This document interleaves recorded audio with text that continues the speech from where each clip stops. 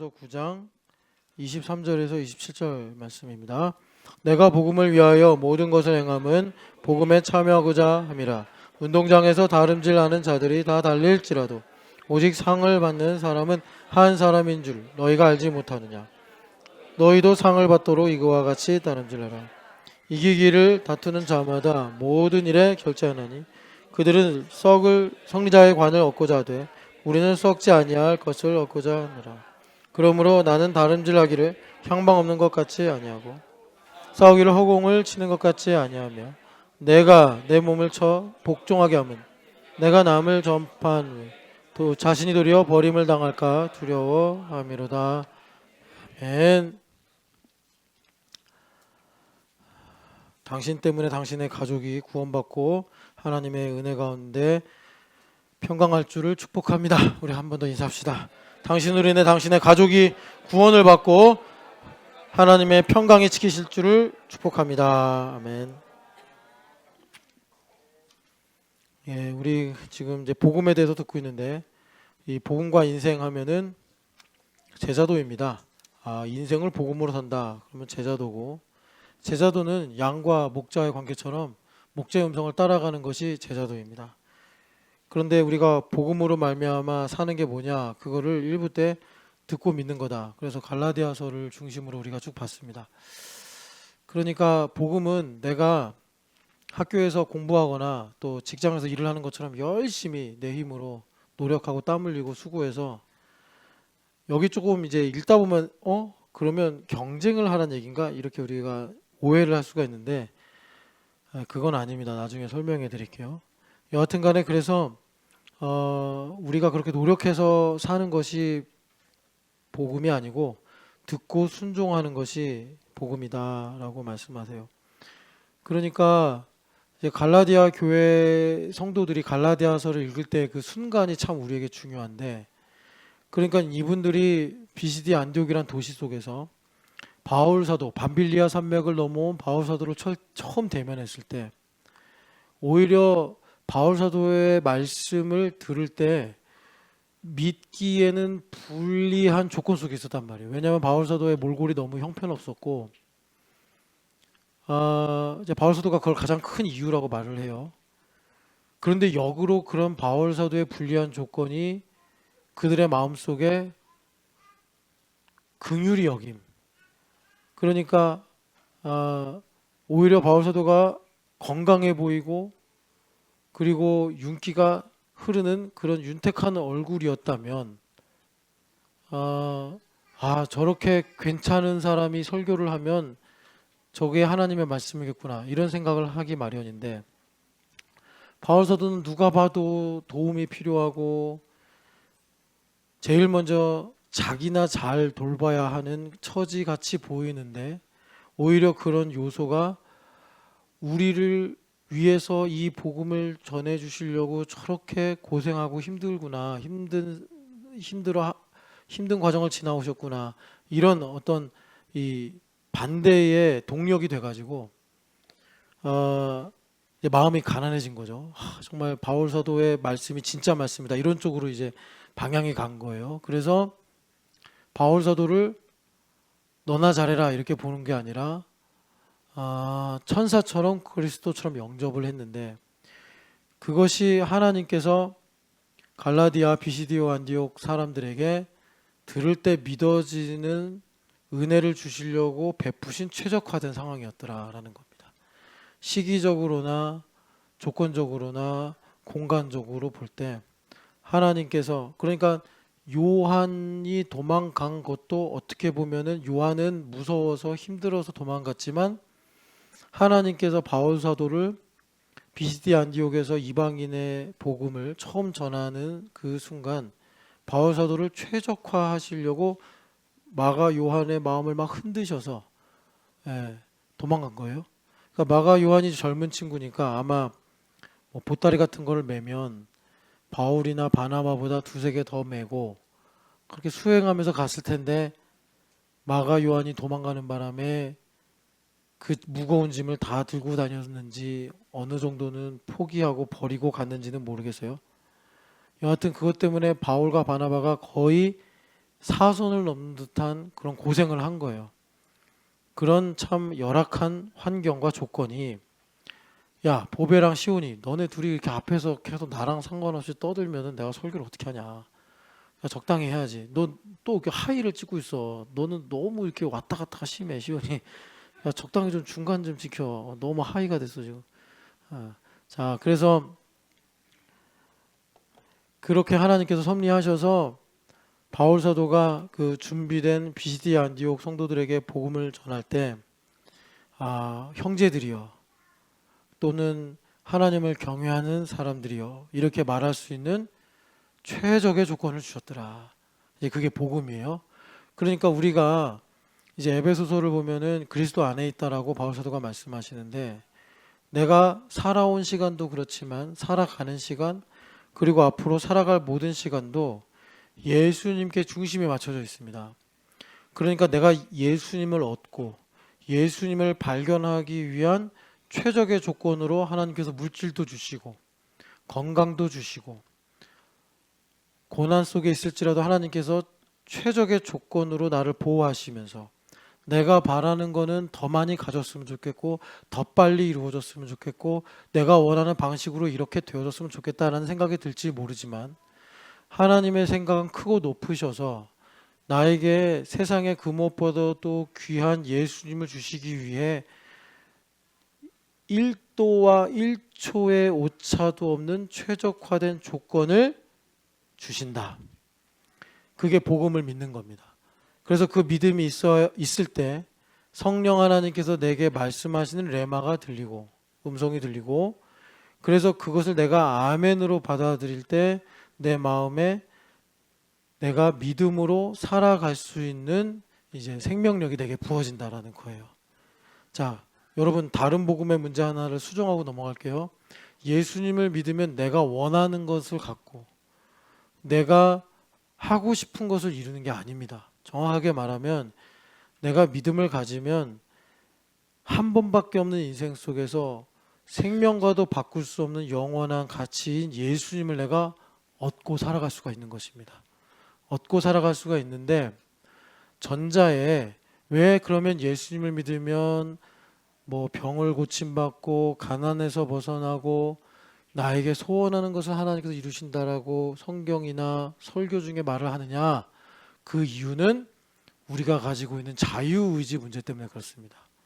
그래서 사실은 정확하게 말하면 내 소원을 이루어 주시는 것이 아니라 하나님의 뜻을 이루시고 하나님께서 나를 통해 영광을 받으시는 거지, 하나님께서 이방신들처럼 내 소원을 이루어 주셔서 신으로서 적법한 자격을 갖는 게 절대 아닙니다. 그런데 이런 식으로 복음을 전하면 아무도 듣지 않으려고 하니까 자식이 없는 아브라함에게 하나님께서 눈높이를 맞춰서 너의 몸에서 난 자라야 너의 상속자니라 라고 말씀하신 것처럼 하나님께서 우리에게 율법적으로 우리와 눈높이를 딱 맞추셔서 우리에게 약속을 주시고 그리고 복음을 가르쳐 주시는 것입니다. 하나님 중심을 가르쳐 주시는 거예요. 하나님 얼마나 선하시며 하나님은 어떻게 거룩하시며 하나님께서 나를 어떻게 사랑하시는지를 가르쳐 주시는데, 여기서 중요한 게 뭐냐면 임계점을 넘어가는 거예요. 그 임계점이 뭐냐면 자기 부인입니다. 그런데 아까 말씀드린 것처럼 복음으로 인생을 산다고 하는 걸 우리가 제자도라고 하는데, 이 제자도는요 매일마다 자기 부인이 요구되는 거예요. 제자도는 자기 부인 없이 갈 수가 없어요. 예수님께서 마태복음 16장 24절에 그 자기 부인을 넣어 놓으셨기 때문에. 그러니까 우리가 뭐 더디건 빠르건 많건 적건 간에 복음으로 인생을 살면은 뭐 매일 만나는 사람도 있고 뭐 가끔 만나는 사람도 있겠지만 자기 부인의 국면을 만나요. 자기 부인을 우리가 넘어설 수 있는 유일한 방법은 십자가의 예수님과 함께 연합하는 것입니다. 그래서 내가 죽고 예수님 사셔야 자기 부인이 되는데, 내가 안 죽고 살려고 하면 예수님 자기 부인이 안 되는 거예요. 그럼 자기 부인이라는 게 뭐냐? 이제 복음을 한 절반만 아는 사람은 자기 부인을 자기 부정처럼 생각을 해요. 그래서 뭐 성경에도 보면은 내가 다 버리고 주님을 쫓았습니다 이런 말씀이 있다 보니까 막 자기를 막 부정해요. 그런데 인간이 병들지 않으면 자기 부정을 못 해요. 자기 부정을 한다는 것은 자기가 없어진다는 거니까 이거는 병든 거예요. 그래서 병든 사람들이 많이 쓰는 말이 희생한다라는 말이에요. 여러분, 희생은요 하나님밖에 할 수밖에 없어요. 만약에 여러분들이 누군가를 위해 사랑해서 희생을 한다 그러면 반드시 여러분들이 그거 아셔야 돼요. 내가 희생을 해놓고 내가 그 사람한테 청구서를 보냅니다. 부모라고 할지라도 이게 참 인간사의 끊임없는 이 은원관계 고리인데, 부모가 희생을 하죠. 이 본능적인 사랑 때문에 희생을 해요. 그리고 반드시 그 아이 인생에 청구서를 보냅니다. 예, 그런 이제 은원관계의 결과들이 있어요. 그러니까 이제 요거 하나만 하고 말하고 넘어가면, 우리가 부모로서 자녀 관계 속에서 은원 관계를 벗어나려면 내가 계속해서 성장을 해야 돼요. 부모는 마치 어떤 기업의 대표가 계속 변화되는 사회와 세상에서 이 기업이 계속 이윤을 내고 생명력 있게 성장하기 위해서는 혁신이란 이름으로 자기를 계속 바꾸고 기업의 새로운 먹거리를 찾고 하는 것처럼, 뭐 부모가 자식을 그렇게 기업인처럼 경영하는 것은 아니지만 우리 아이들에게 내가 희생을 하고 나중에 가서 청구서를 보내는 부모가 되지 않으려면 계속해서 내가 나를 성찰하면서 말하자면 자기 부인의 과정을 지나가야지 정말로 이런 게 가능한 거예요. 내가 너 때문에 속상해가 아니라 너를 나에게 보내주셔서 맡겨주신 하나님께 감사한다, 이렇게 되는 거예요. 여하튼 간에 자기 부인은 이런 겁니다. 예수님께 받은 은혜가 너무 많아서 내가 예수님 때문에 어떤 손해를 보거나 어떤 고통을 당해도 그것이 나에게 하나도 손해로 안 느껴지는 게 자기 부인이에요. 그런데 중요한 건 뭐냐면, 보배야, 목사님이 설교할 때 조금 예민하거든. 근데 웬만한 건 다 그냥 넘어가는데 너 그렇게 발을 계속 떨잖아. 그럼 목사님 설교할 때 계속 그 발로 시선이 가. 발 떨지 마. 그리고 제대로 해. 너 지금 목사님이 공책을 딱 안 찼는데 뭐 하길래 발을 이렇게, 무슨 네가 트위스트 킴이야? 어? 트위스트 킹인가요? 하여튼 뭐야, 지금 발은 양 사이드 떨고 뭐 하는 거야 지금 공책에다가. 설교 적는 거야? 그림 그리는 거야? 니네 오늘 내가 봐서 쓸데없이 막 그림 그려놓고 그러면 혼난다 이제 이번에는. 목사님이 설교할 때 저렇게 애들 돌아다니고 떠드는 건 괜찮은데 계속 그 시선을 강탈하는 거 있잖아. 그러면 나는 설교가 막혀. 그래가지고 지금 저렇게 발을 떨면은 내 눈이 막 설교를 못해. 그리고 이제 목사님 이렇게 쳐다보잖아. 이렇게 쳐다보는데 얼굴이 굳어 있어. 그럼 목사님 설교를 못해. 그 사람 패스. 얼굴이 굳어 있으면. 왜 그러냐면 얼굴이 굳어 있잖아. 그러면 왜 굳어 있지? 이렇게 계속 생각을 하게 돼. 그럼 설교를 못 하잖아. 그러니까 내버려 그냥 패스. 이렇게 한 거예요. 발 그만 떠세요. 고맙습니다. 자, 뭐 이제 흐름은 끊겨서 듣고 믿음으로 다시 가겠습니다. 자, 듣고 믿음에도 되게 중요한 문제가 타작마당 문제예요. 누가복음 3장 가보겠습니다. 누가복음 3장. 누가복음 3장 16절 17절 같이 읽겠습니다. 요한이 모든 사람에게 대답하되 이르되 나는 물로 너희에게 세례를 베풀거니와 나보다 능력이 많으신 이가 오시나니 나는 그의 신발끈을 풀기도 감당하지 못하겠노라. 그는 성령과 불로 너희에게 세례를 베푸실 것이요 손에 키를 들고 자기의 타작마당을 정하게 하사 알곡은 모아 곡간에 들이고 죽정이는 꺼지지 않는 불에 태우시리라. 아멘. 자, 세례 요한 선생님이 물세례를 주면서 예수님이 오실 것을 예언하고 계신데, 예수님을 자기보다 비교할 수 없을 만큼 위대한 분이다라고 말씀을 해요. 그 이유는 뭐냐면, 뭐 하나님 아들이시니까 당연히 그렇겠죠. 그런데 그런 말씀은 안 하시고 성령으로 세례를 주기 때문이다, 이렇게 말씀하세요. 그러니까 성령 세례가 되게 중요한 거예요. 그런데 여러분, 아까 성찬식 하시면서 귀 기울여 들으셨는지 모르겠는데 성령 세례가 어떻게 완성이 됐냐면, 사도행전의 초창기를 보면은 성령 세례를 받을 때 방언을 하고 또 어떤 일이 있었죠? 주로 이제 방언하는 이런 장면들, 초자연적인 이 현상들이 많이 나타났는데, 이런 일들이 이제 교회가 점점점 완성되고 체계가 잡혀가면서 교회가 되는 것이 성령 세례가 되었습니다. 그래서 바울 사도가 말씀하시기를 우리가 한 성령을 마셨고 한 성령으로 세례를 받았다 이렇게 말씀을 해요. 그래서 교회가 됐다라는 것은 계속해서 우리가 그 신령한 영적인 것을 추구하는 거예요. 근데 영적인 것을 추구한다는 건 뭐냐면 기도원 같은 데서 은사를 받고 뭐 음성을 듣고 이런 게 아니라 하나님 중심의 관점을 배우고 갖는 거예요. 하나님 중심의 관점. 그래서 영적인 예배는 내가 이 예배당에 왔을 때 하나님께 나를 부르셨구나. 그럼 그게 영적인 예배예요. 여기 와서 뭐 초월적인 경험들 있잖아요. 방언을 한다든지 환상을 본다든지 아니면 여러분들의 마음을 막 뜨겁게 하는 뭔가 감동을 받는다든지 그것도 부차적으로 다 따라올 수 있지만 근본적인 건 뭐냐면 하나님 중심으로 내가 성도들을 바라보고 이 시간에 나를 부르신 하나님의 뜻이 무엇인가를 내가 고백하거나 구할 수 있다. 그러면 이제 우리가 신령한 것을 추구하는 단계에 들어간 거예요. 그런데 그런 일들을 주님께서 우리에게 주시려고 여기 보니까 성령 하나님으로 세례를 주시는 분이다라고 예수님을 소개해요. 그런데 이 성령 하나님으로 세례를 주신다는 것을 지금 여기 세례 요한도 그렇고 마태복음에서도 마태 사도가 이걸 그대로 옮겨 적으셨는데 마당에서 성령 세례가 타작 마당에서 알곡과 가라지 쭉정이를 나누는 거다 이렇게 말씀하시는 거예요. 성령 세례가. 그러니까 우리가 교회 다니면서 듣고 접한 느낌하고는 상당히 다른 거예요.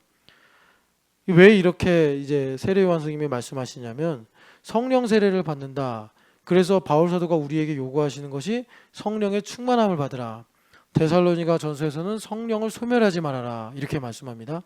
그러니까 성령 하나님께서 무슨 물질 같아서 커지거나 작아지거나 이러는 것이 아니고 성령 하나님은 매우 친절하신 분이에요. 그래서 보혜사라는 별명이 있어요. 그래서 성령 하나님은 인격적인 그러니까 방법으로 우리에게 말씀하십니다. 그래서 내 마음이 조금만 불편해지면 성령 하나님은 아무 말씀도 안 하세요. 여러분 그 느낌 아십니까? 그러니까 내가 여기 전보미 집사님 있는데 많이 아픈가 보네. 아이고 어떡하냐. 어디가 아픈 거예요? 그래 알았습니다. 알았습니다. 알았습니다. 아이고, 멀리 하십시오. 힘내요. 힘내고 웬만하면 저기 쉬어요. 쉬는 게 약이래. 대구도 가지 말고. 어떻게 대구 가서 여기 시부모님 아프게 하면 안 되잖아요. 건강한 딸 애들만 데려가. 그냥 며느리 데리러 가봐야 콜록콜록 할 텐데. 그렇구나. 참 명준 형제 있어요? 명준 형제 집에 갔어요? 저기 있어요. 명준 형제한테 전달해줘요. 여기 떡 남은 거 꼭 가져가서 우리 조은영 자매하고 하늘이한테 좀 가서 성찬식 집에서 셀프로 하라고. 우리 은영 자매도 많이 아파요. 자, 그래서 여기 16절 17절 그래서 성령 하나님의 그러니까 듣고 믿음이 가능한 이유가 성령 세례 때문에 그런 거예요. 성령 세례. 그러니까 여러분 이렇게 보셔야 돼요. 들으면 믿어져. 들으면 믿어지면 성령 충만한 거예요. 그런데 내가 들으면 믿어질랑 말랑하거나 믿으려고 하는데 뭐가 탁 걸려. 그러면 성령 소멸된 거예요. 성령이 소멸. 성령 하나님으로부터 멀어진 거예요. 성령 하나님께서 지금 뭔가 근심이 있으셔서 나에게 이 듣고 믿어지고 행하게 하시는 생명력을 불어넣지 못하시는 거예요. 여러분 이거를 잘 묵상하셔서 성령 세례를 받았다라는 것은 성령 하나님 내 안에 계셔서 성령 하나님께서 나에게 듣고 믿음으로 살아가게 하시는구나. 그러니까 듣고 믿음으로 살아가면 기쁨으로 하게 됩니다. 내가 막 피곤하고 힘들고 어려운 조건이 있어도 기쁨으로 돼요. 우리 예원이가 성령 하나님으로 충만하면 부모님이 하시는 말씀이 기쁨으로 돼요. 기쁨으로. 규은아 참 쿠키가 맛있더라. 그러니까 너가 성령 하나님으로 충만하면 부모님 하시는 말씀이 다 기쁨으로 돼. 억울해도 좀 납득이 안 돼도. 그게 성령 충만의 능력이야. 뭐 부모님이 너한테 뱀을 먹어라 돌을 먹어라 그러지 않을 거 아니야. 성경 말씀처럼 우리 예수님께서 그러셨잖아. 너희들이 떡을 달라 할 때 돌을 주냐 생선을 달라 할 때 뱀을 주냐 이렇게 말씀하셨잖아. 그러니까 너희 부모님도 너한테 돌이나 뱀을 조금 머리 좀 치워주실래요? 돌이나 뱀을 주지 않으시잖아, 그렇지? 예. 그런데도 불구하고 그 참 우리가 흑암에 살고 있다는 것 때문에 가끔은 갈등과 오해가 생긴다고. 그럴지라도 성령 하나님으로 충만하면 그게 기쁨이 된단 말이에요. 기쁨이. 네, 됐습니다. 이제 머리 이렇게. 자, 그래서 예. 성령 충만으로 하면 여러분 좀 극단적인 상황이지만 우리 역사 속에 있으니까 순교의 자리로 나가는 것도 기쁨으로 됩니다. 근데 그게 기쁨이 안 되는 사람한테 하나님께서 순교하라고 요구하지 않으십니다. 우리 채율이가 저렇게 이제 딱 예배하고 있는데 채율아 뭘 이렇게 후딱 감추냐? 그냥 난 너의 이름만 불렀을 뿐이야. 나 너 뭐 하고 있었는지 몰라. 목사님 봐. 아빠가 너한테 뭐 갑자기 뭐 생계를 책임져라 이런 말씀 안 하실 거 아니야. 그지? 다만 시키는 게 뭐겠어. 그냥 엄마 말씀 잘 들어라, 건강해라, 숙제해라 이런 거지. 그러니까 아버지가 너한테 갑자기 너 큰딸이니까 가서 너 이제 한 3분의 1 생계 책임져야 된다. 껌 팔고 와라 이러시지 않는다고. 김채율 목사님 봐. 너 뭐하다 이렇게 후딱 감추고 그러냐. 사이드에 앉아가지고. 자, 여하튼 간에 우리 성령 하나님으로 충만하면 하나님 아버지의 말씀이 하늘 끝에 있고 바다 끝에 있다 이렇게 핑계 안 대고 내 마음에 있습니다 고백하면서 갈 수 있더라라는 거예요. 그래서 여러분 성령 세례가 타작마당이다라는 것은 자 성령 하나님께서 우리에게 오셔서 나의 그 하박국서 말씀이죠. 내 마음에 감춰진 동기까지 다 끄집어내셔서 반드시 알곡이 되게 하신다 이 말씀입니다. 여러분들이 이 말씀 17절을 읽으면서 이렇게 생각하실 수 있어요. 그러면 누가 죽정이지? 난 죽정이면 어떡하지? 이렇게 되는 게 아니라 성령 하나님 보혜사를 의지하면 성령 하나님께서 나를 끝까지 붙잡고 나를 보호하셔서 알곡으로 곳간에 들이시는구나. 이 은혜를 주님께서 우리에게 베풀어 주시는 것입니다. 그래서 여러분 우리가 여기서 제가 자세히 좀 설명을 못 드리겠어요. 왜냐하면 이게 주일 설교기도 하고 해서 마태복음 13장 한번 보시겠어요? 이 쭉정이와 알곡 이야기가 비유로는 마태복음 13장의 그물 이야기로 나오는데 여러분들이 이걸 아시면 하나님의 자비가 지금 알던 것보다 2배, 3배로 엄청 커집니다. 47절부터 50절까지 한번 읽어보겠습니다. 또 천국은 마치 바다에 치고 각종 물고기를 모으는 그물과 같으니 그물에 가득함에 물가로 끌어내리 앉아서 좋은 것을 그릇에 담고 못된 것은 내버리느니라. 세상 끝에도 이러하리라. 천사들이 와서 의인 중에서 악인을 갈라내어 풀무불에 던져 넣으리니 거기서 울며 이를 갈리라. 아멘. 그러니까 천국이 교회를 통해서 이 땅에 확장되는데, 그죠? 그래서 사도행전에 보면은 하나님 나라 이야기를 쭉 하시고, 그리고 실제로 바울이 여러 도시를 다니면서 교회를 세우는 이런 역사가 기록이 돼 있단 말이에요. 그러니까 바다에 치고 각종 물고기를 모는 그물이 교회인 거예요. 그래서 교회에 사람들이 온다는 거죠. 그게 여러 물고기들이 그물에 가득하다는 거예요. 그런데 어부가 어떤 일을 하냐면 이제 그 그물을 걷어서 물가로 끌어내가지고 좋은 것과 좋지 않은 것을 나눈다는 거예요. 그러니까 좋은 것은 뭐냐면 들으면 믿어지고 믿은 바대로 행함이 온전해지는 케이스가 좋은 것이고, 못된 것은 뭐냐면 들으면 믿어지지도 않고 또 믿은 바를 행하도록 하실 때 히브리서 말씀처럼 마음이 굳어져서 안식에 들어가지 못하는 상태, 이게 못된 것에 해당되는 거예요. 자, 여러분 이 말씀을 들으실 때 혹시 여러분들이 낙심이 된다고 하시면 그게 아주 중요한 핀포인트가 되는데 그런 게 원수마귀의 거짓말입니다. 그러니까 여러분들이 지금 제가 듣고 믿음이라는 매우 날카로운 메스를 가지고 지금 우리의 믿음에 관해서 말씀을 드리고 있단 말이에요. 그러면 저나 여러분들이나 누구도 여기서 나는 들으면 믿어줘요라고 말할 수 있는 사람이 없어요.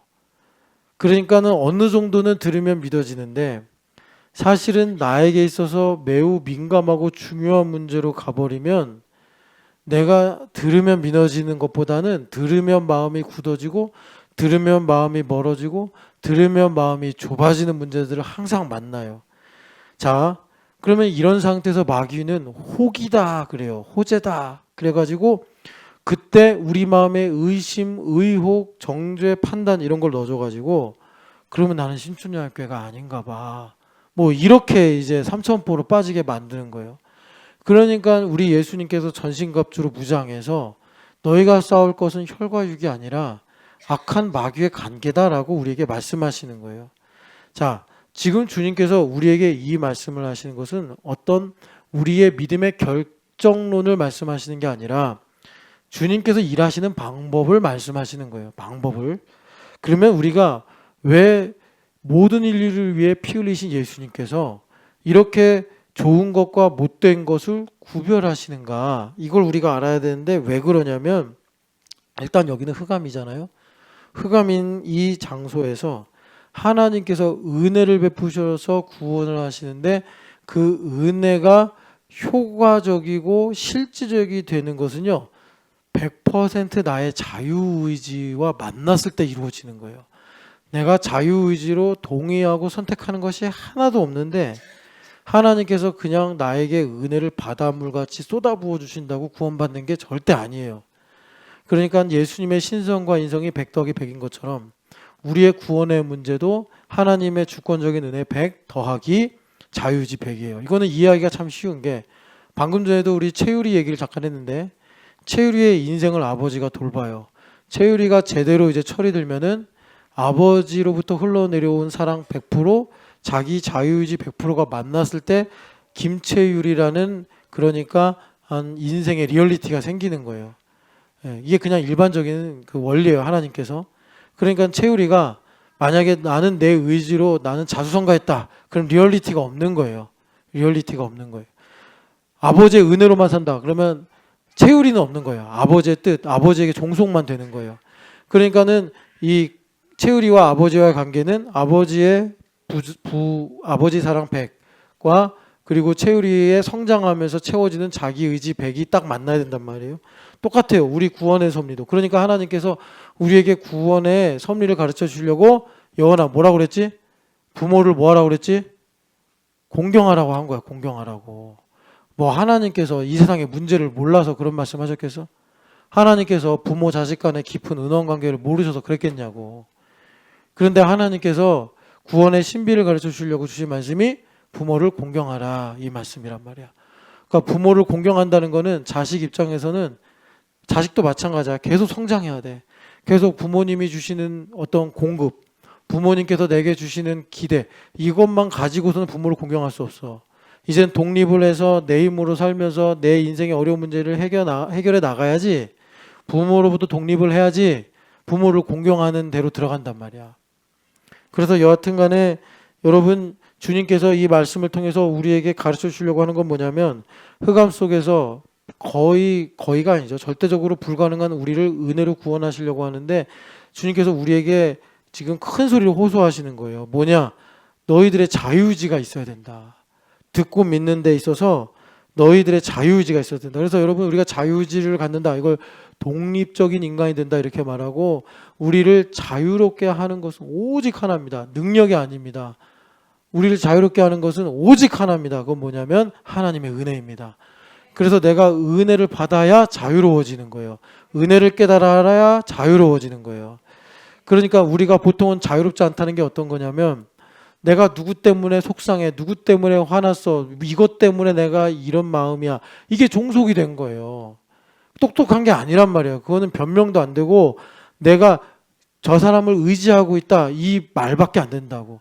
내가 독립이 돼서 나를 통해서 하나님께서 일을 하실 수 있다라는 것은 이런 모든 상황을 통해서 나에게 가르쳐 주신 하나님의 뜻이 무엇인지를 내가 알 수 있다는 거예요. 그러니까 그거를 여러분들에게 제가 이렇게 한번 케이스를 말씀드렸잖아요. 내가 누구 때문에 화가 났어요. 그럼 그 화가 난 문제는 그 사람에 의해서 도화선을 자극했을지 모르겠지만 이미 내 안에 그렇게 다이너마이트처럼 쌓여있는 분노를 하나님께서 드러내셨다. 그래서 그 분노 다이너마이트를 가지고 우리 하나님 앞에 나아갈 때 하나님께서 이 모든 다이너마이트를 제거하시고 그리고 나를 통해서 화평케 하는 자가 되게 하시더라라는 것입니다. 자, 그래서 고린도전서 9장을 보시면 우리가 아까 읽었던 본문이죠. 고린도전서 9장을 보시면 자, 다름질 이야기가 나옵니다. 다름질. 다름질 이야기가 왜 나오냐면 다름질이 뭐냐면 이건 비유겠죠. 뭐 바울 사도가 선교하시는 분이니까. 그러면 다름질이라고 비유한 것은 뭐냐면 자 15절 위에 15절 읽어보겠습니다. 그러나 내가 이것을 하나도 쓰지 아니하였고 또 이 말을 쓰는 것은 내게 이같이 하여 달라는 것이 아니라 차라리 죽을지언정 누구든지 내 자랑하는 것을 헛된 대로 돌리지 못하게 하리라. 아멘. 그러니까 바울 사도가 다름질이라고 한 건 뭐냐면 자기가 마땅히 취해야 될 권리인데 그걸 내가 취할 것으로 여기하지 아니하시고 그걸 내려놓은 거예요. 내려놓은 거예요. 그러면 율법적으로나 물리적으로 보면은 상당히 불편하고 심지어 지금 그렇게 바울 사도가 자기가 당연히 취해야 될 권리를 취하지 않으니까 이 못된 고린도 교회 성도들이 뭐라 그러냐면 바울 사도가 혹시 그렇게 행동한 거는 자격이 미달돼서 아닐까? 이런 얘기를 하는 거예요. 그래서 여러분 그 고린도 후서도 가서 보면 여러분들이 보시겠지만 바울은 편지로는 되게 권위가 있는데 직접 만나면 사람이 편지로 만날 때보다 조금 덜 떨어져 보이고 어리석어 보여. 막 이런 말까지 하는 거예요. 그러니까 바울 사도가 되게 억울한 상황이 생기는 건데 여기서도 마찬가지입니다. 그러니까 사람들이 참 나쁜 게 정말 율법적으로 강하게 나가면 그거를 더 뭐라 그럴까 합당하게 여기는 경우들이 많다는 거예요. 바울 사도가 대표적으로 지금 내가 고린도 교회에 가서 이렇게 사례를 받지 않고 마게도냐 교회에서 지원해주는 선교비를 가지고 고린도 교회에서 사역을 했더니 이 고린도 교회 사람들이 다른 복음의 문제 때문에 뭐라 그러냐면 바울 사도가 사역을 그렇게 훌륭하게 하지 못했으니까 바울 사도가 우리한테 사례를 안 받은 거야. 뭐 이런 식으로 왜곡을 해가지고 이제 바울 사도의 복음이 훼손될 정도로 이 문제가 심각해지니 바울 사도가 내가 모르고 그런 게 아니다. 나도 하나님 말씀을 안다 하면서 모세 율법 이야기도 하고 다른 사도들 이야기 케이스들도 얘기하면서 바울 사도가 내가 이런 것들을 얘기하는 것은 이렇게 내가 포기한 것들을 다시 내놔라 보상해달라는 얘기가 아니라 내가 왜 그렇게 했는지를 너희들이 알아라 라고 말하면서 지금 그 모든 내용을 가지고 23절 이하의 다름질이라고 얘기하는 거예요. 그러니까 바울 사도가 자기가 마땅히 취해야 될 권리예요. 이거는 죄가 아니란 말이에요. 그런데 바울 사도가 그걸 내려놨어요. 여러분 이 부분을 주목하셔야 됩니다. 우리가 듣고 믿음으로 예수님을 따라가는 인생을 가지게 되면 너무나 맞고 옳고 그러한데 그것을 하나님의 유익을 위해서 내가 내려놔야 하는 상황이 생긴단 말이에요. 바울 사도는 고린도 교회에서 사역을 하면서 그 신명기 24장의 말씀까지 인용을 해가지고 곡식을 떠는 소의 입에 망을 씌우지 말라는 말씀이 소를 위하여겠느냐. 내가 너희들에게 신령한 것을 전했는데 육의 것으로 거둔다고 해서 그것이 틀렸다고 할 수가 있겠냐. 하나님께서 레위인들이나 제사장들을 성전의 예물로 먹이고 입힌 것을 너희가 모르냐라고 말씀을 하시면서 내가 그 마땅한 권리를 내려놓은 것은 누가 시켜서가 아니라 내 안에 계신 예수님께서 말씀하시는 것을 내가 듣고 순종했기 때문이다. 이렇게 지금 바울 사도가 말씀을 하시는 거예요. 그러니까 여러분 우리가 듣고 순종으로 산다는 것은 지금 23절 이하에 다름질하면서 사는 거예요. 다름질하면서 사는 건데 이 다름질하는 것을 바울 사도가 27절에 나를 쳐서 복종시키는 것이다. 이렇게 말씀한단 말이에요. 자, 교회에 처음 온 사람이 있어요. 비시디아 안디옥 사람들처럼 바울 사도를 처음 만나요. 그러면 그 때만 유효했던 최적화된 시간과 공간의 조건 때문에 바울 사도를 만났던 비시디아 안디옥 사람들이 저분은 그리스도 같아, 저분은 천사 같아. 그래서 막 영접을 했잖아요. 예. 그렇게 그들이 은혜를 받았단 말이에요.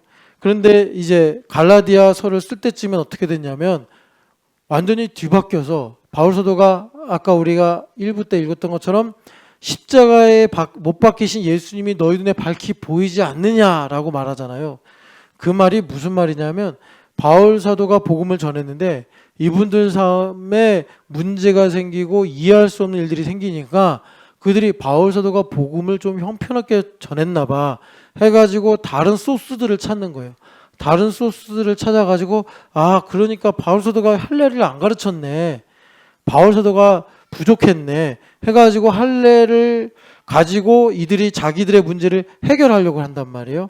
그러면 이것으로 그들이 할례를 받으면 문제가 전혀 해결이 안 되냐? 아니에요.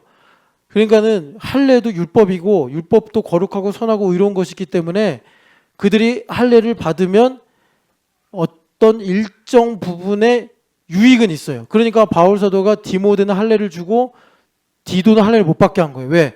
디모데에게도 일정 부분의 유익이 있으니까 바울 사도가 할례를 받아서 구원받는다는 것이 아님을 알매도 불구하고 디모데에게는 할례를 허락하고 디도에게는 할례를 허락하지 않은 거예요.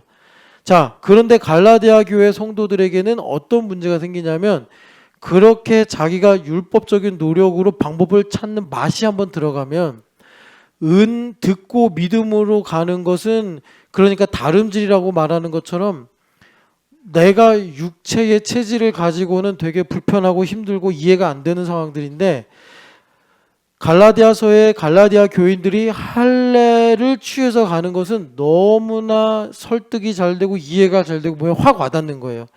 그러니까 그런 방식으로 계속해서 일종의 믿음을 연장시키는 거예요. 믿음에. 그러니까 계속해서 인간적인 동기를 부여하는 거예요. 할례를 받는 것을 간단하게 이렇게 말할 수 있어요. 보미 집사 참 수고가 많네. 아이고 우리 교육부에서도 잘 섬기네. 그러면 보미 집사님이 거기까지는 기도로 듣고 믿음으로 예를 들어서 하나님과 직접 대면해서 위로를 받는 것보다 사람들이 담임 목사가 이렇게 인정해주고 격려해주는 것에 훨씬 더 반응이 쉽단 말이에요. 내가 잘하고 있구나. 하나님 날 사랑하는구나. 이런 방식으로. 그러다가 이제 그런 일들이 좀 시간이 지나면 무뎌지잖아요. 했던 말 또 듣는 것 같고 그런 말 들어도 옛날처럼 막 기쁘거나 가치 있게 느껴지지 않고 그렇게 되면은 보미 집사님이 더 큰 자극, 더 큰 인정, 더 큰 뭐라 그럴까요? 자신에게 보상 이것을 요구하게 된단 말이에요. 그렇게 돼버리면 보미 집사님을 정말 구원하는 듣고 믿음이라는 복음에 대해서는 상당히 무뎌져요. 그러면 나중에 어떻게 되느냐? 여러분 이건 참 소설이나 나올 만한 이야기인데 보미 집사님이 그동안 자기를 인정해주고 칭찬해주던 모든 사람을 적으로 돌려 세워버립니다. 여러분 이거 이해가 되십니까? 이전에는 담임 목사가 인정해주고 교회 성도들이 우리 봄이 하면서 격려해줘요. 그래서 자기가 정말 구원받은 것 같고 자기는 정말 신촌연합교회가 된 것 같고 그 순간에 교회됨을 잃어버리고 방황하는 사람들 있으면 왜 이렇게 교회됨을 모를까 교회됨으로 살아야 되는데 맨날 그러다가 이제 하나님께서 우리에게 신앙의 균형을 주려고 더위와 추위를 오가게 하시고 밤과 낮을 오가게 하신다고 그러잖아요. 그러니까 이제 보미 집사님이 어느 정도 수준이 되면은 보미 집사님을 둘러쌌던 그런 모든 사람들의 인정과 관심들이 쏙 빠진다고. 갑자기 담임 목사도 어느 순간부터 왜 나한테 아무 말도 안 하지? 왜 나한테 예전처럼 대하지 않지? 이런 생각을 가질 수도 있고 아니면 본인이 그런 것에 이제 너무 익숙해져서 제가 예전에는 보미 집사 최고야 이렇게만 해도 주님 이 종이 아무것도 아닌데 뭘 이런 거 갖고 주님께서 나를 인정해 주십니까? 그랬던 분이 보미 집사님 최고예요 이러면은 이제 보미 집사님이 저 목사가 또 무슨 의도가 있어가지고 나한테 저렇게 또 설레발을 칠까 이렇게 생각을 하게 된다고. 인간의 자기중심성이라는 게 그래요. 그래서 여러분 우리가 일본 선교하면서 나스메 소데키의 마음이라는 소설 한번 읽어봅시다 하는데 그 내용이 다 이런 거예요. 사람 마음이 다 이렇더라.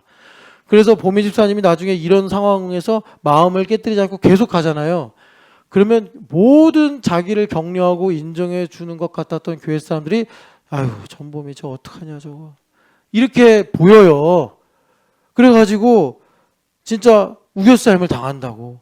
그러니까 여러분 우리가 여기 이제 듣고 믿음이라는 게 내가 자원하여 듣고 믿음으로 가는 것인데 다름질이라는 게 내가 듣고 믿음으로 자원하여 가는 거란 말이에요. 그렇기 때문에 여러분 이 다름질이라는 것이 바울 사도가 말씀하시는 것처럼 절대로 우리 몸에게는 좋은 시그널이 안 와요. 내 몸을 쳐서 복종하게 하는 거라고. 복종하게 하는 건. 그러니까 보미 집사님이 만약에 한번 제가 이거 그냥 그 도표로 그래프 같은 걸로 한번 그려드리겠습니다. 왜 안 나오냐? 모르겠다. 그러니까 보미 집사님이 처음에는 겸손과 온유가 그러니까 왜 안 돼? 잠시만요. 이게 손으로 하려니까 안 돼가지고. 자, 참 미안하네.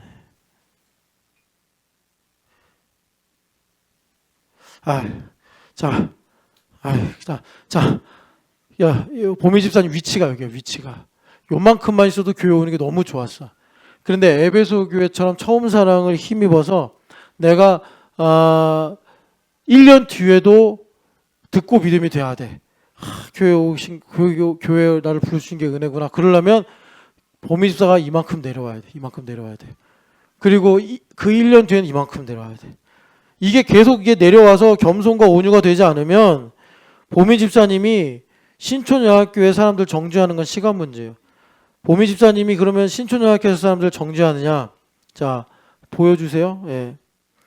자, 이게 그래프예요. 이게 그래프인데 보미 집사님 위치가 이 정도만 돼도 1년 차 때는 아무 문제가 없어요. 교회 생활 하는데. 그런데 2년 차 때 가면 보미 집사님이 겸손과 온유로 이렇게 낮아져야 된다고. 그래서 보미 집사님이 나중에 10년이 됐어요. 그러면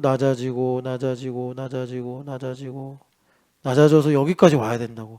그래야지 온유하고 겸손하다라는 마음으로 듣고 믿음이 나에게 이루어지고 이거를 주님께서 에베소 교회의 처음 사랑이다. 그러면 여러분 점점 보미 집사님이 낮아지니까 자 이렇게 되잖아요. 그러면 이것은 잃어버린 것이냐? 잃어버린 게 아니라 이 부분을 바로 예수님께서 채우시는 거예요. 이걸 우리가 뭐라고 그러냐면 나의 나된 것은 하나님의 은혜다. 이렇게 부르는 거예요. 그러니까 이 과정을 보미 집사님이 가져가려면 다름질을 해야 된다고. 그러니까 다름질을 해보면 아세요. 제가 러닝을 해서 이렇게 말씀드린 게 아니라 다름질을 해보면 계속 몸은 그만해. 다름질 처음 하면 뭐 허리가 아프고 다리가 아프고 뭐 죽을 것 같아요. 막 이러다가 나 인생 큰일 나는 거 아니에요. 막 이러는데 다름질을 하면 할수록 몸에서는 하지마, 그만해. 이 신호를 막 계속 보내요. 그런데 여기 말씀처럼 나를 쳐서 복종을 시키면 주님께서 우리에게 이 다름질할 수 있는, 그러니까 듣고 믿음의 이 은혜를 우리에게 더하여 주신다. 주님께서 말씀하시는 것입니다. 그래서 여기 말씀에 중요한 것이 상이라는 걸 말씀하시잖아요. 상. 주님께서 우리에게 상을 주신다. 그래서 우리가 지난 시간에 이 삭슨 그러니까 말하자면 이거는 이제 상이니까 모르겠다. 지금 생각이 다 안 나네요. 여하튼 삭은 우리에게 하나님께서 주시는 임금 뭐 이런 걸로 볼 수 있고 상은 하나님의 영광과 명예가 있는 거잖아요. 그런데 이 두 가지가 사실은 하나다. 하나인데 뭐가 차이가 있냐면 이 상은 내가 자원에서 하나님께 반응한 거기 때문에 영광이 극대화된 거다. 상은 하나님께서 우리에게 살아간 인생의 그 품삯을 주신 것이다. 이렇게 저번에 말씀을 드렸어요. 그래서 우리가 자유롭게 되면은 자, 다시 한번 읽어볼까요? 이게 가장 자명한 예가 돼서 제가 찾아서 읽자고 하는 건데 사도행전 4장을 봅시다. 사도행전 4장을 보면은 사도행전 4장이 아닌가? 5장이네요. 죄송합니다. 5장 40절 41절입니다. 자, 우리가 여기까지 성령 하나님으로 충만해야 돼요. 같이 읽어보겠습니다. 그들이 옳게 여겨 사도들을 불러들여 채찍질하며 예수의 이름으로 말하는 것을 금하고 놓으니 사도들은 그 이름을 위하여 능욕받는 일에 합당한 자로 여기심을 기뻐하면서 공회 앞을 떠나니라. 아멘. 그러니까 지금 사도들이 얼마나 성령 하나님으로 충만한지 뭐로 기뻐하느냐 봤더니 그 이름을 위하여 능욕을 받는 일에 합당한 자로 여기심을 기뻐하더라라는 거예요. 자, 요 내용을 우리 자신에게 적용을 합시다. 자, 적용을 하자면 어떻게 되냐? 자, 여러분 우리가 에스겔서 36장을 한번 보세요. 자, 요것만 하고 우리 같이 기도합시다. 에스겔서 36장을 보시면 이제 이스라엘 백성들이 광야가 아니라 그 바벨론에서 70년 살잖아요. 70년을 살다가 이제 70년이 차면 어떤 일이 일어날 건지를 주님께서 미리 말씀을 하시는데 에스겔서 36장 24절 읽어보겠습니다. 내가 너희를 여러 나라 가운데서 인도하여 내고 여러 민족 가운데서 모아 데리고 고국 땅에 들어가서 자 70년이 찬 거예요. 그러면 70년이 차면 어떤 일이 일어나냐. 25, 26절 같이 읽어보겠습니다. 맑은 물을 너희에게 뿌려서 너희를 정결하게 하되 곧 너희 모든 더러운 것에서와 모든 우상 숭배에서 너희를 정결하게 할 것이며 자 여기까지만 일단 보면 맑은 물을 뿌린다 그러잖아요. 이 맑은 물이 뭐냐면 민수기 19장에 흐르는 물이에요. 그러니까는 거룩한 물이라는 건데 그 흐르는 물을 떠가지고 우슬초로 이렇게 담아서 뿌리면 그 이제 이스라엘 사람들이 성전으로 들어갈 때 정결하게 된다라는 법을 정하셨어요. 그러니까 그 흐르는 물이라는 건 뭐냐면 우리 일상이에요. 그러니까 지금 25절의 말씀은 어떤 내용이냐면 하나님께서 신명기 29장에 보면 그동안 너희들이 깨닫는 마음, 보는 눈, 듣는 귀가 없어가지고 일상에서 하나님께서 주신 은혜를 몰랐다. 이렇게 말씀을 해요. 너희들의 신발이 헤어지지 않았고 너희들의 옷이 구멍 뚫린 적이 없이 40년 동안 하나님께서 그렇게 신발과 옷까지도 돌보셨는데 너희들의 눈과 귀가 가려져 있으니까 이걸 당연한 걸로 여기고 하나님께 그러니까 믿음으로 반응을 못했다. 그래서 그 부분이 그 작은 거 아닙니까? 여러분 생각해봐요. 옷이나 신발이 뭐가 이렇게 대단해. 그런데 그런 사소한 작은 일로 내가 감사를 놓칠 때 자 이런 상황은 어떤 상황이냐면 하나님과 매우 가까이 있는 상황이에요. 그런 걸 놓칠 때 어떤 문제가 생기냐면 하나님께서 나에게 레마로 말씀을 주신단 말이에요. 듣고 믿는 레마죠. 그럴 때 내 마음이 어떻게 되느냐. 이 말씀은 너무 어렵습니다. 이 말씀을 지키는 것은 내가 불가능합니다. 이런 완고한 마음이 든다고. 그 작은 것이. 맨날 만나 먹고 맨날 생수 마시는데도 내 신발 뒤축이 해지지 않는 것으로 감사를 안 했어요. 40년 동안 이스라엘 백성들이. 그런 이유가 뭐냐면 이제 내 마음에 이제 그 굳어지는 우상 숭배 문제가 있기 때문이죠. 그래서 주님께서 70년을 바벨론에서 살다가 돌아오는 사람들에게 그동안 70년이면 자기 할아버지 때부터 쭉 내려온 거 아닙니까? 그러면서 자신의 일상 속에 하나님께서 베푸신 은혜. 그러니까 그런 것들은 예레미야 예가에서 예레미야가 예루살렘이 멸망할 때 큰 절망 가운데 있었잖아요. 야 희망이 있겠냐 할 때 아침마다 새로우니 아침에 지면에서 이슬이 올라와 풀잎을 적시고 그리고 조금 있다 해가 뜨면서 이 풀잎을 말리고 그러면서 다시 꽃이 피고 풀이 돋는 걸 보면서 아침마다 새롭고 늘 새로우니 주의 성실하심이 크심이로소이다 이렇게 고백한 것처럼 그런 나의 작은 일상에 하나님께서 베푸신 은혜들을 깨달을 때 그때 여기서 우상 숭배를 제거한다 이렇게 말씀하시는 거예요.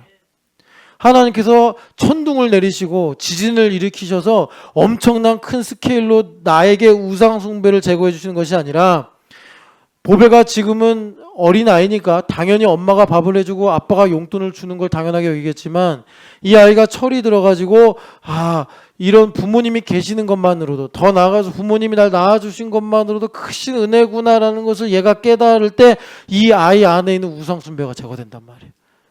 하나님께서 말씀하실 때 우상 숭배가 있으면 내 마음이 굳어질 수밖에 없다고요. 이게 죄인의 체질이요 죄의 본질인데 주님께서 우리로 일상을 이렇게 성실하게 끌고 가시는 거. 지금도 우리나라가 전쟁이 없고 평화로우니까 이렇게 주일에 와서 예배하는 거 아닙니까? 이런 정말 매일 있으면서 반복되고 너무나 당연하게 여겨지는 이런 모든 일들을 내가 은혜로 깨달을 때 여기 25절에 보니까 모든 우상 숭배에서 정결하게 하셔서 하나님께서 우리에게 말씀하시면 마음이 굳어지려고 하는 게 아니라 오히려 이 말씀이 내게 자석처럼 착착 달라붙는 일들이 생기게 되더라라는 것입니다. 자, 그래서 26절 읽어보겠습니다. 또 새 영을 너희 속에 두고 새 마음을 너희에게 주되 너희 육신에서 굳은 마음을 제거하고 부드러운 마음을 줄 것이며 여기 부드러운 마음에 각주가 있는 성경은 한번 따라서 읽어보시면 그게 뭐냐? 고기, 살이요, 살. 그러니까 우리 마음을 예레미야 선지자가 성찰을 했는데 이 마음이 얼마나 굳어 있는지 돌처럼 단단해서 그냥 고집만 가득하고 내 마음에 욕심만 가득한데 주님께서 맑은 물을 우리에게 뿌려주셔가지고 일상 속에 저 말없이 뜨는 태양을 보면서 날마다 있는 나의 가족을 보면서 정말 이것이 내가 돈으로도 살 수 없는 무엇으로도 바꿀 수 없는 하나님의 귀한 은혜구나 라는 것을 깨달을 때 내 마음에서 모든 우상 숭배가 제거된다라는 거예요. 우상들이 제거되면서 사무엘 선지자가 그랬잖아요. 우상 때문에 우리 마음이 완고해지고 내 마음이 거역에 빠지는 거라고. 근데 우상이 제거되니까 내 마음이 어떻게 돼요? 부드러운 살이 되는 거예요. 살. 근데 이 살이 된다는 게 그냥 살코기가 된다는 게 아니라 가죽이 된다는 거예요. 그러면 이스라엘 백성들은 이 살을 보면은, 가죽을 보면은, 책이 떠오른단 말이야, 책. 그러니까 우리나라는 일찍이 지식이 발달해가지고 이렇게 종이를 만들어서 책을 기록했지만 얘네들은 그러니까 이 종이를 개발하지 못해가지고 계속해서 가죽에다가 글씨를 썼단 말이에요. 그러니까 이들은 우리 마음을 주님께서 부드러운 마음을 바꾸시면 여기다가 하나님의 말씀을 기록하시겠구나. 그래서 말씀이 마음에 기록이 되면 너희가 내 율례를 행하고 내 규례를 지켜 행하게 돼서 28절 내가 너희들에게 약속하신 내가 거룩하니 너희도 거룩하라 하신 이 말씀이 이루어진다. 너희는 내 백성이 되고 난 너희의 하나님이 되리라 라는 말씀이 이루어진다라고 말씀하시는 것입니다. 자, 그래서 이 시편 40편을 보세요. 내 마음이 이제 거룩한 마음이 되면 주님께서 어떤 일을 하시는가? 시편 40편을 보니까 자, 7절 8절 같이 읽겠습니다. 그때 내가 말하기를 내가 왔나이다. 나를 가리켜 기록한 것이 두루마리 책에 있나다. 자, 여기까지만 보면요. 그러니까 내가 성경을 보는데 이제 율법 조문으로 읽지 않고 내 마음이 부드러운 마음이 돼서 성경을 보니까 여기에 내 인생에 있네. 여기에 내 이야기가 있네. 이렇게 되는 거예요. 그러니까 이게 무슨 말이에요? 이 말씀이 나를 향해서 말하고 있네. 그래서 다윗 왕이 하나님 말씀이 송이꿀처럼 답니다. 이렇게 되는 거예요. 내가 율법 조문을 읽으면 그냥 삼국지 읽는 거랑 똑같아요. 물론 삼국지랑은 좀 다르겠죠. 왜? 우리는 기독교인이니까 여기서 교훈도 없고 뭐 깨달음도 없겠지만 그게 영으로 읽는 게 아니고 영으로 하나님 말씀을 읽으면 수건이 내 얼굴에서 벗겨져요. 그러면 우리 눈에는 보이지 않지만 마치 여기서 빛이 나오는 것처럼 하나님의 영광을 아는 복음의 광채가 이 책에서부터 나에게 비춰진다고요. 그래서 우리에게 일어나는 결과가 뭐냐면 지금 나에게 이 문자를 통해서 말씀하시네. 이게 돼야지 나의 삶의 무게를 감당한다고. 여러분들 주님을 가까이 한다는 것은 거룩을 요구하신다는 거 아시죠? 거룩을 요구한다는 것은 제사장으로 말하면 옷도 내 마음대로 못 입는 그런 민감한 차원의 거룩을 요구하시는 거예요.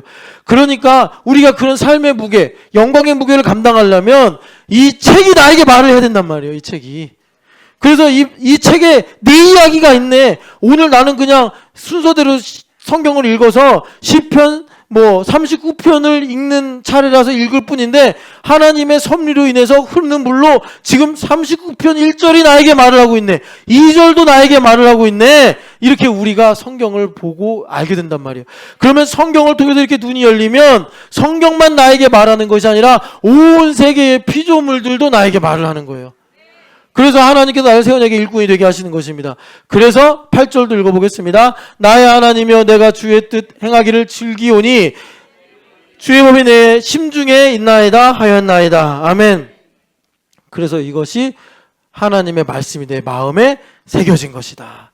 하나님 말씀이 내 마음에 새겨지니까 이 말씀을 보면 이 말씀이 영으로 나에게 말을 하고 있는 거예요.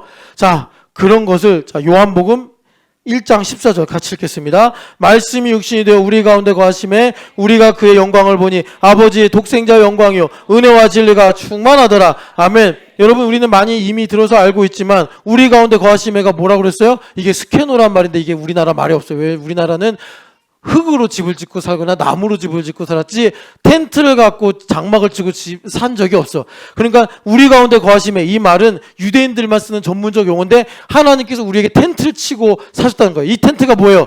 가죽이에요. 가죽. 그러니까 지금 주님께서 나를 가죽으로 덮으신 거예요. 마치 아담과 하와를 하나님께서 긍휼히 여기셔서 가죽 옷으로 입히시듯이 내 마음에 하나님의 말씀이 새겨지는 게 뭐냐? 임마누엘의 가죽으로 나를 덮으시는 거예요.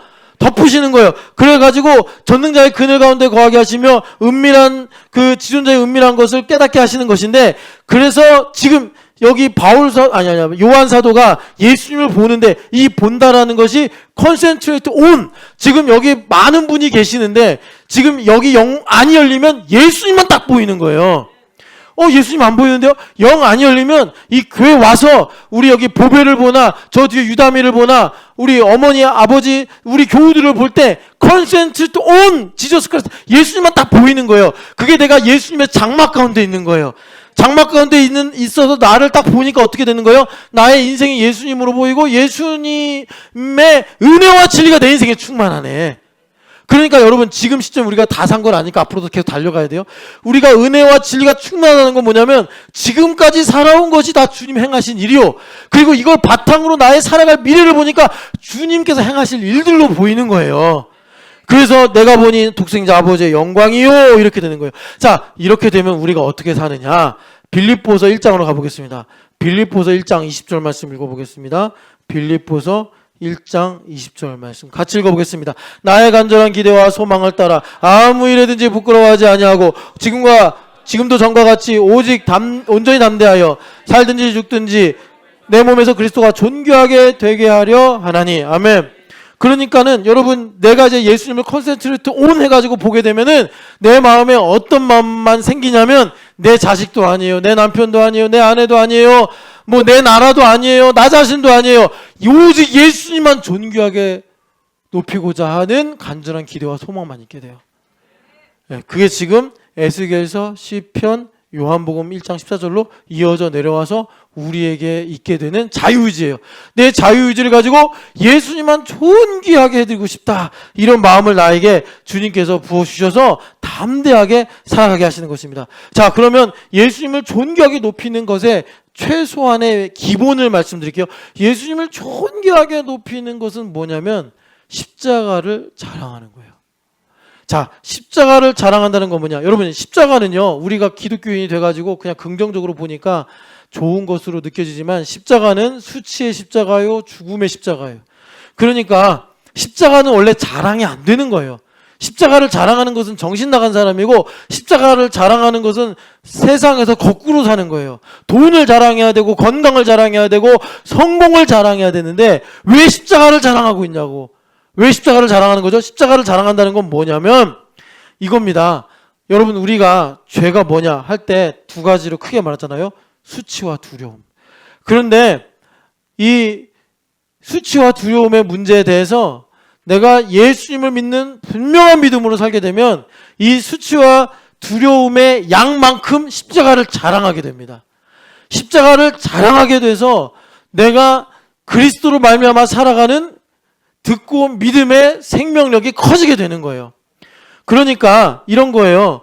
주님께서 죄를 많이 사함받은 자가 하나님을 많이 사랑한다라고 말씀하신 것처럼 내가 수치에 민감해. 그러면 얼마나 힘든지 아세요? 여러분, 수치에 민감하면 정말 먼수마이가 정죄도 많이 하죠. 슬픔, 이 수치 하나 때문에 온갖 이 정말 세상에 원수마이가 주는 더러운 것들이 나에게 몰려오는데, 그런데 그 수치만큼 내 안에 십자가가 커지는 거예요.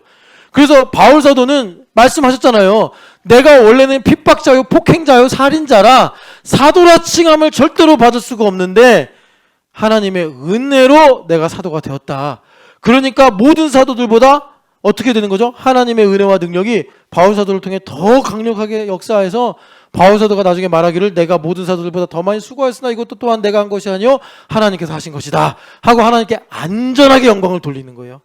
여러분, 그래서 말씀드리는 건 이것입니다. 우리 주님께서 우리 신촌연합교회에게 오늘 그 고린도전서 9장의 말씀을 가지고 너희가 다름질을 해야 되는데 어떻게 다름질을 하느냐? 상을 받도록 다름질해라, 이렇게 말씀합니다. 상을 받도록 다름질하라 라는 것은 내게 하나님께서 주신 은혜를 내가 충분히 알아서 하나님의 영광을 위해 살아라, 이건데, 하나님의 영광을 위해 사는 일종의 그 시작하는 힘, 그러니까 로켓을 발사할 때 이 중력을 이기고 대기권을 벗어나야 되기 때문에 엄청난 힘으로 얘를 밀어내야지 로켓이 그 궤도를 따라서 대기권을 벗어난다고 하잖아요. 그 엄청난 힘이 무엇이냐면 십자가를 부끄러워하지 않는 것입니다. 십자가를 부끄러워하지 아니하고 오히려 내게 자랑할 것은 그리스도의 십자가 외에는 결코 자랑할 것이 없나니, 이렇게 되는 거예요. 여러분, 그것이 놀랍게도 주님께서 우리에게 주시는 그 수치를 가리는 가죽옷으로 말미암는다, 주님께서 말씀하십니다. 우리 시간에 기도할 때 하나님 나의 완악함이 드러날 때 성령 하나님을 의지하고 회개하여 겸손하고 부드러운 마음을 가지게 하여 주시옵소서. 하나님 아버지,